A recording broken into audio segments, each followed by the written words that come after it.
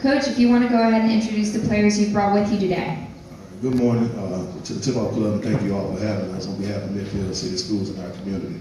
To my right, we have 20-point guard Cameron Woods, and to my left, we have a 2018 power guard Horace Hooks.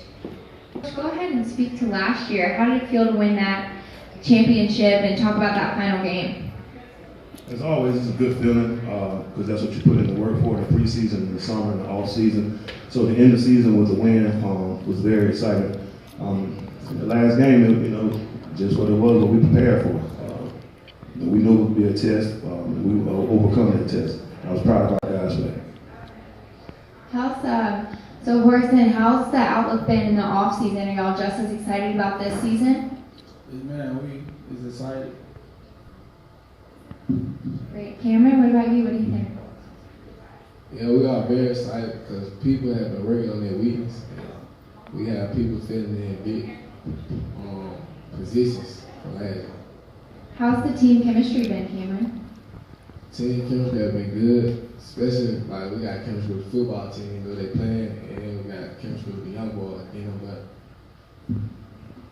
Coach, talk about who's returning for you guys this year, who you lost, and what that's going to look like on the court this year.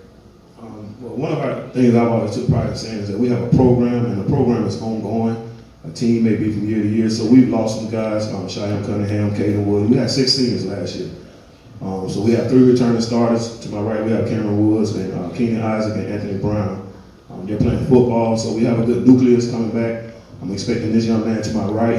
He's had a tremendous summer and all season. I'm expecting him to fill in.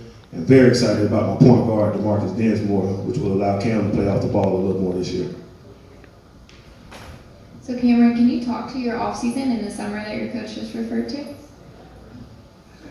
It has been difficult because we haven't had a good look because we practicing JV, but that's just making them better. We working on our weakness, like finishing the hole, working on our weekend, and getting shots. Coach, with only 3 returning starters, how have you seen those players step up into leadership positions? Well, 2 of them on the football field, so a lot of pressure has been on this kid to my right. And it's a daily struggle. I know a lot of times he doesn't like me, but I tell him, you don't have to like me, you just need to love me.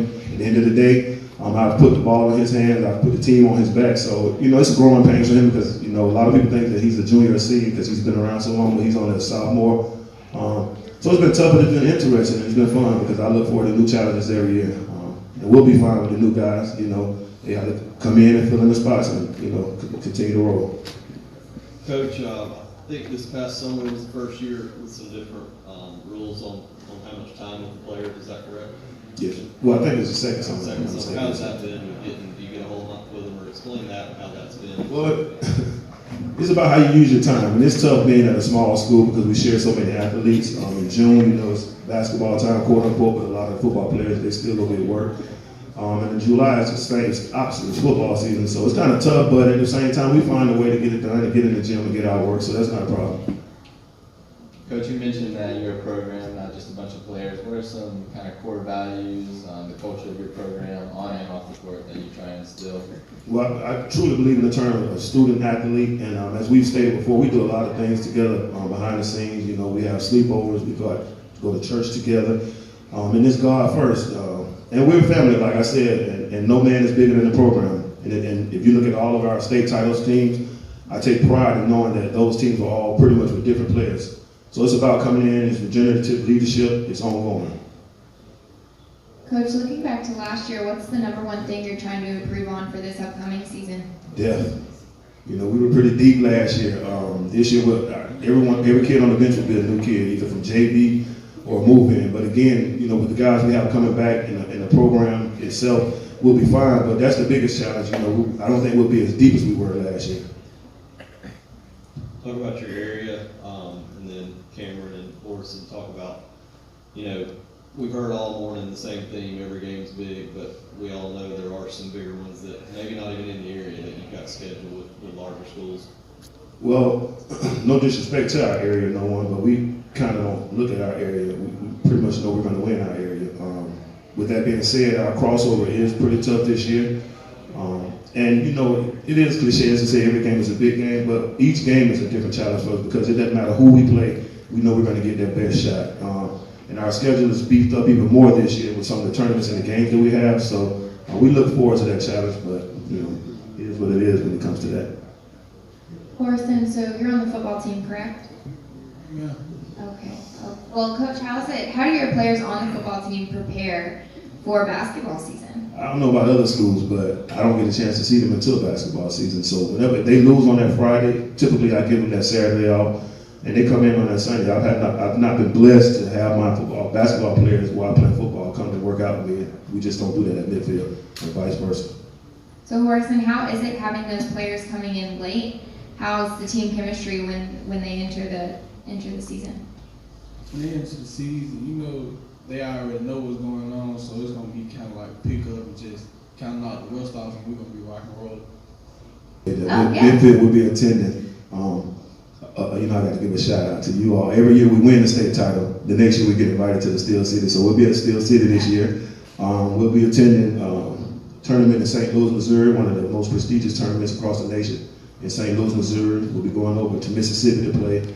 And we'll play Memphis. We'll go to Memphis to play Cordova, Tennessee, which beat John Petty last year. So we're looking forward to the schedule with the new team. And as always, we thank you all.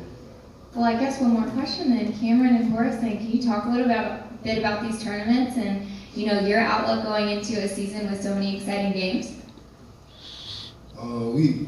We are looking forward, especially to Steel City, to take over City. And we're looking forward when we go to Memphis, Tennessee, to play Cordova, because that's a big task, and they got great players. Thank you again. Thanks, Coach Barber. We're excited to see what you guys do.